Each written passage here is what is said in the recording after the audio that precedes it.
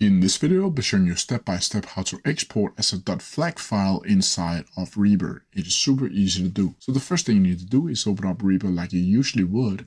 Then from here, you need to go up and select the clip that you want to make a FLAC file. Then from here, you need to go up to Files and down to Render. You can also click Ctrl plus Alt plus R on your keyboard. Then this page should be popping up.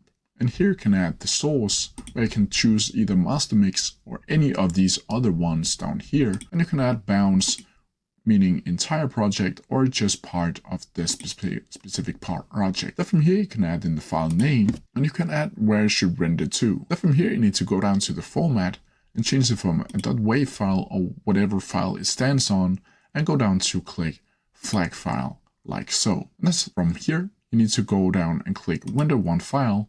And then if you're looking for something like this, here you can open up folder to see your FLAC file, or you can close it down like so. That's how you do it. If you have any questions about it, please leave them down in the comments below, and I'll try my best to answer them as quickly as possible.